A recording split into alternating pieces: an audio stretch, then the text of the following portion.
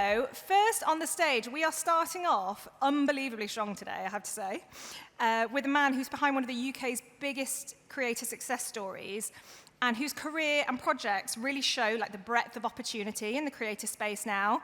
He's co-founder of Arcade Media, and he's the manager of the Sidemen, Jordan Schwarzenberger. So, welcome to the stage, Jordan.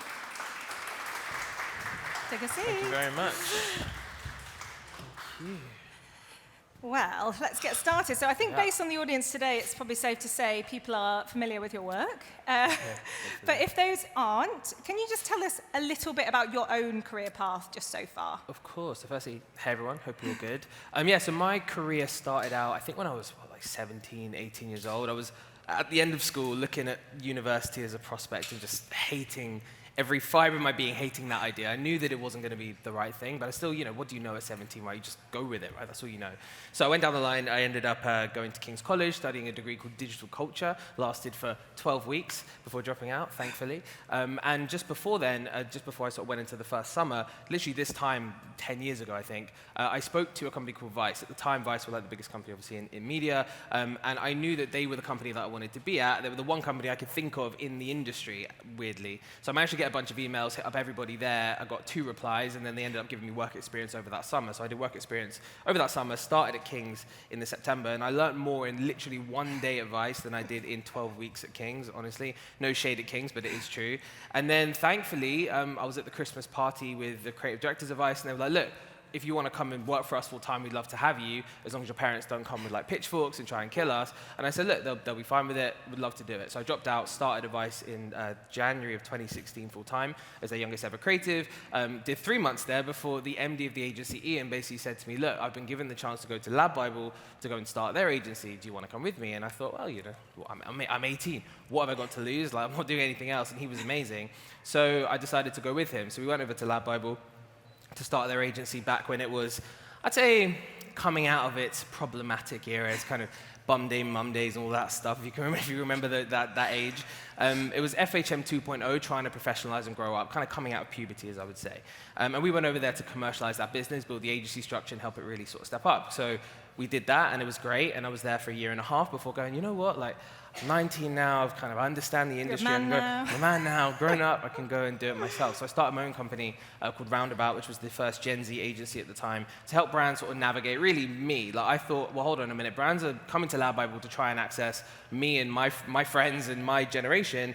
I'm able to navigate brands a little bit and speak to them and understand what they want. So if I just create my own vehicle for that, then that should work, because I'm effectively the product that can represent the generation in loose terms. So I did that, and it went well. And through that process, I ended up falling into the world of talent. So I ended up meeting the guys at James Grant at the time, now YMU.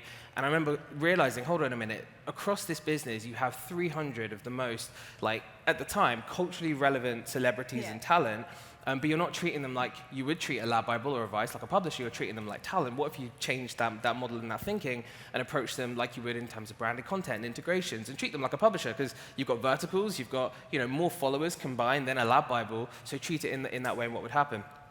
Ended up going through the agency, and then actually joined YMU as their chief creative officer in the beginning of 2020, and 2018, sorry, that made me very young, 2018.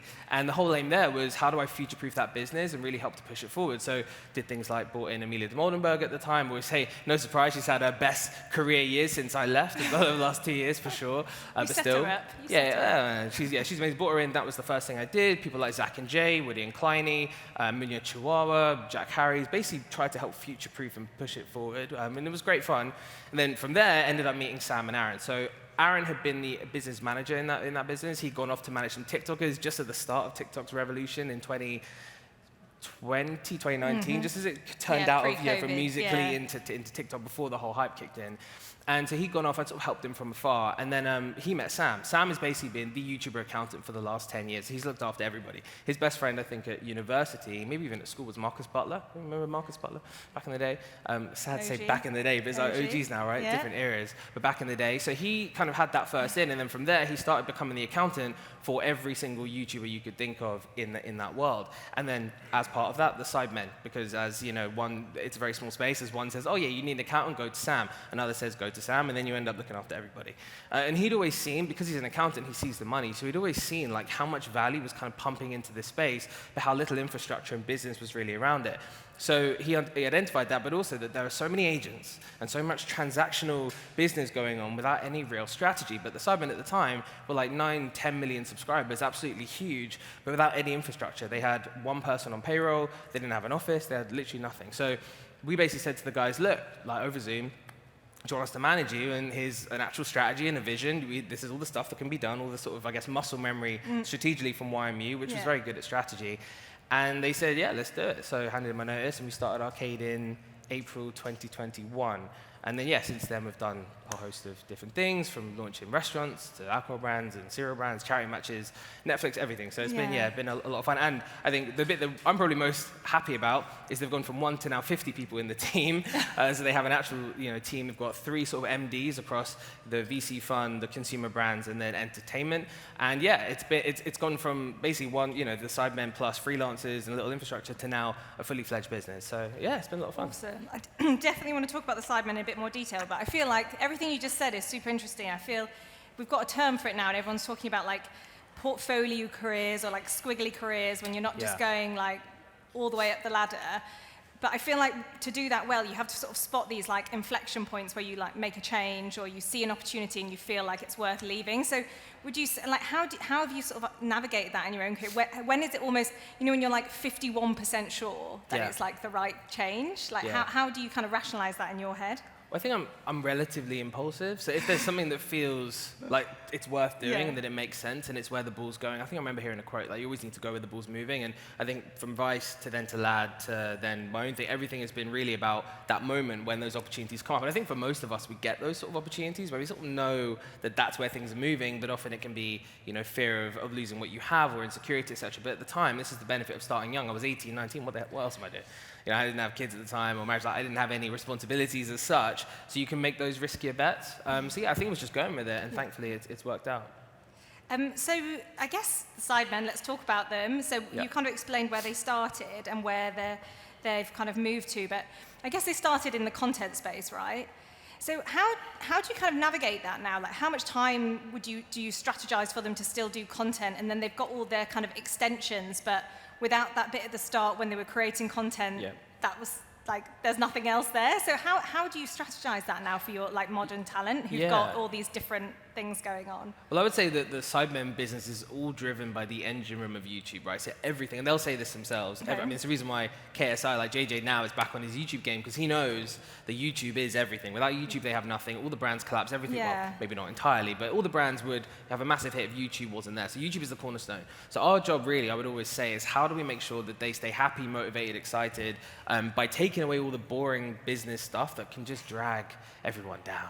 Like HR, finance controlling, payroll, like all that stuff, we take, we do it all, right? So in that sense, they don't have to think about any of those things. Or if there's somebody that needs to be fired or needs to be hired, like all of that stuff is done by us, and always has been now since 2021. So that means that they can just focus on what they do best. I think there's definitely something to be said about knowing what you're good at and knowing what you're not good at. And creators especially, I think, finding the gaps for themselves, and not enough creators do that. I think they try and be everything all at once. They try and be CEO, they try and be the creator, they try and do it all. In reality, they're multiple different skill sets and brains, and the biggest thing that separates creators from everybody else is their ability to make content and create. So do that. So that's really what I think separates, I guess, the way that we structure it. It's, I say like Arcade are like that C-suite, Sidemen are that board, and we let them stay somewhat fractional and out of the detail, because if they got into the detail, they'd probably burn out, hate everything, and quit, I'd imagine. And then how do you kind of fit them into all the extensions, like the food, the merch, all that stuff? Like, how do you kind of focus their time? Yeah, well, it's not in like planning permission and any of the stuff that goes into the boring detail of these businesses. It's way more about the creative, right? So for example, with Sides, it's them, shaping the menu. With XIX, it's the flavors, where it should go. It's marketing. Again, what they're the best at: storytelling, creativity, and content. So put their strengths to the fore of these businesses. Best, the same thing. So yeah, that's really where they sit with the businesses. They're kind of the creative directors, if you will. Yeah. And then there's a whole team around them to operate and make sure that the nuts and bolts work. Yeah. And that balance is, I think, like really important. Ace. And well, I feel like you rattled off some amazing creators at the start there when you were talking about your time at YMU. So I feel like you've got a bit of an eye, clearly, for creator longevity, which I think is so hard in this space where creators can be like nobody yesterday and they're massive today. And how do you feel like with all the sort of virality and that sort of thing, how do you spot like longevity in a creator now? It's a very good question, because I don't think it's that available, actually. And I think it sounds maybe a bit controversial, but I'm not that bullish on creator value.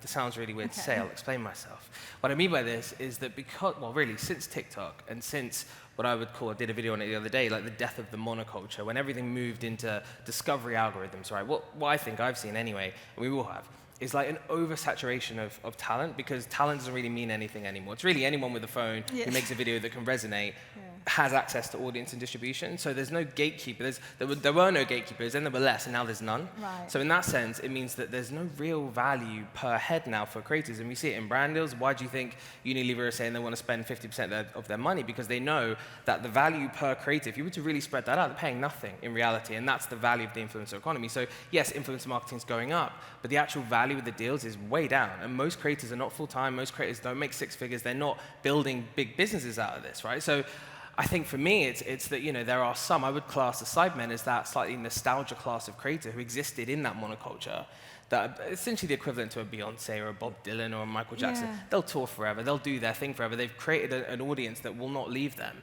But there are only really maybe 5 to 10 in the world, I would say, who are of that sort of stature and size that can carry through with what's kind of that real fandom and longevity.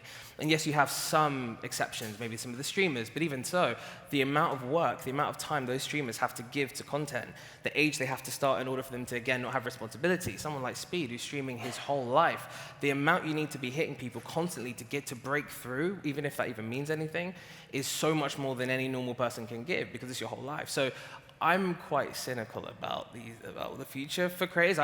My opinion, and this is maybe being here, the future is squarely with brands. And I think where things are moving is brands will just become creators, they'll become commissioners, and the middlemen will continue to dwindle, I would say. And then, yes, you will have your Michael Jacksons, but they'll be Michael Jacksons. Yeah, okay, well, let's talk a little bit about that sort of brand-creator partnership space then, because I think if you look at like the golden rules now of creator partnerships, it's all about like co-creation and bring them into the process early and all that stuff. And I think for some brands that's really possible. It's almost like a double-edged sword, because I think if you're small enough and agile enough to do that, operationally it can be like super challenging. Whereas if you're a big brand that's got the capacity to do like limited edition merch and stuff, you've probably got more red tape. So have you got any examples or any advice to anyone who's brand side trying to navigate this whole thing of working with creators that have a longevity, but also knowing that you're going to have to report on metrics that show like, a boom as soon as the content goes live, and just finding like that alignment, as you say, like is it a throwback influencer? Is it like someone who's on TV and now got a profile? Like, what do you think is like the secret ingredient these days? Or even if there isn't one, the sort of modern rule book for finding the right partnership for your brand? Yeah, I think it's a great question. I think it's all about finding, I guess, what the talent you're working with means for the audience you're trying to reach. Do they have any sort of depth of connection, or is it more a transient entertainment relationship? I think starting there is probably a good place to go.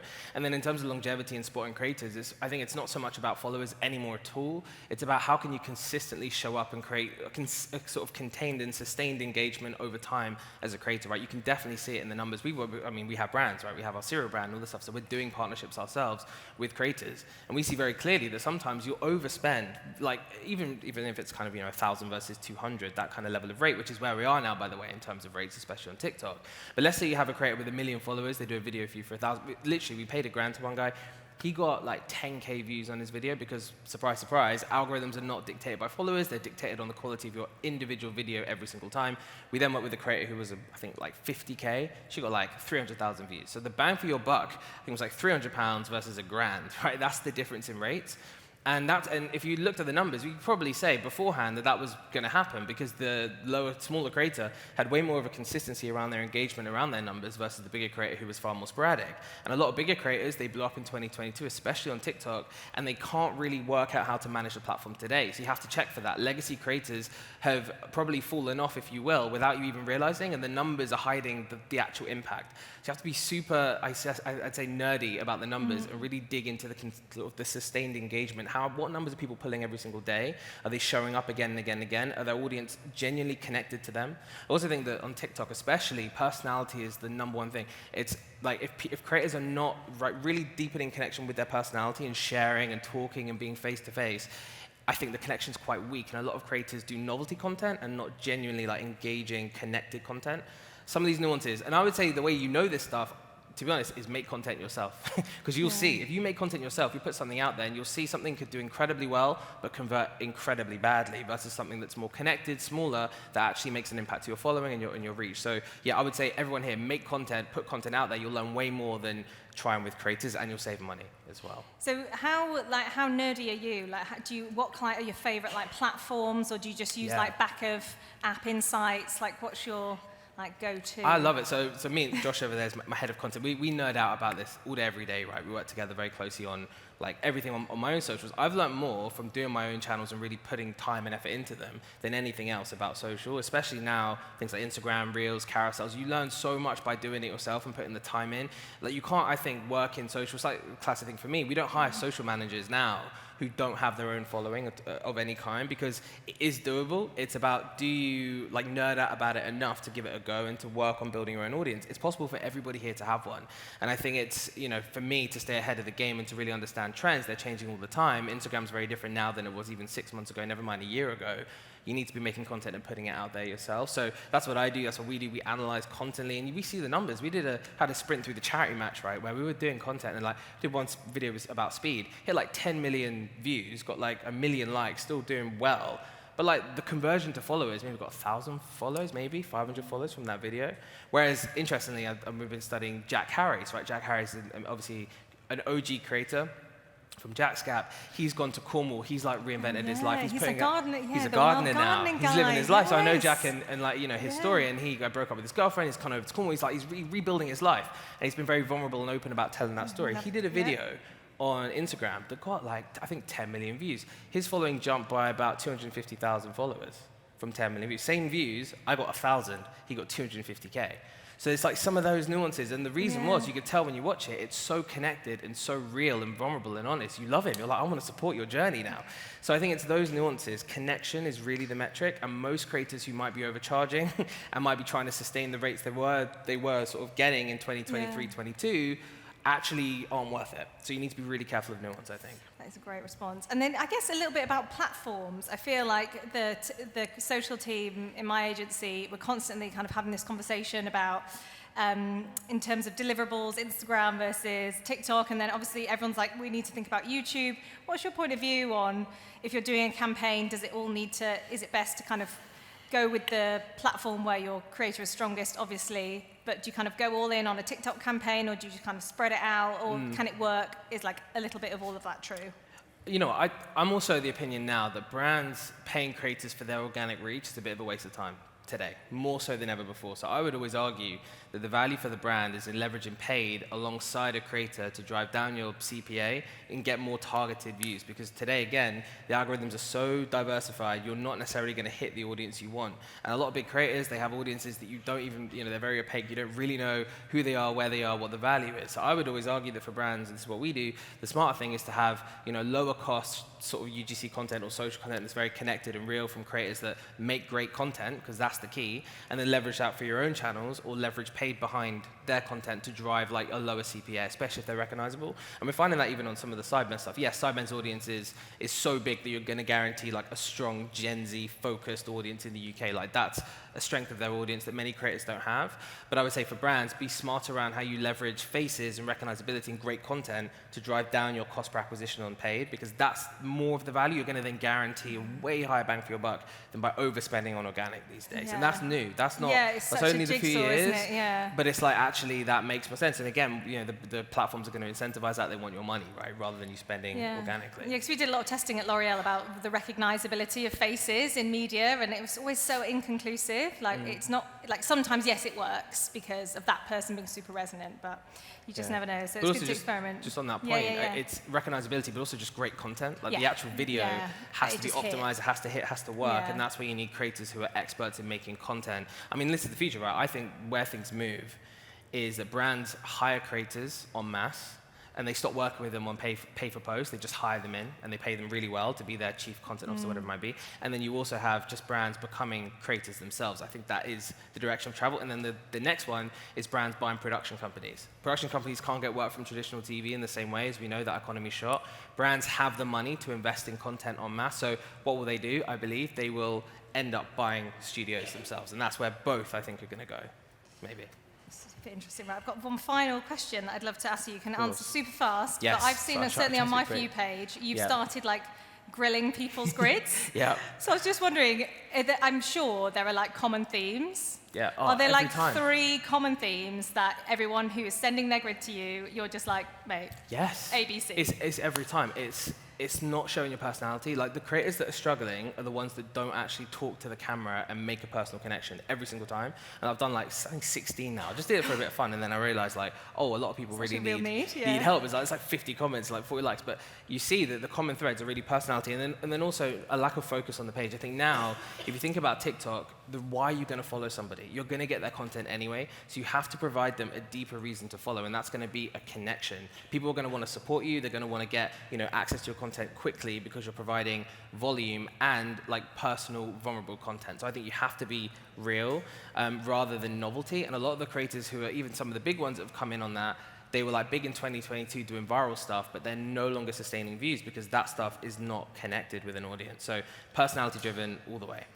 Awesome. Well, I think that's us for time. I could sit here and talk to you all day, but I'm not allowed. And I'm sure you've got places to be. But thank you so much. No, thank you. And I'm sure we'll be stopped on your way out. But thanks so much. Amazing. Thank you. Awesome.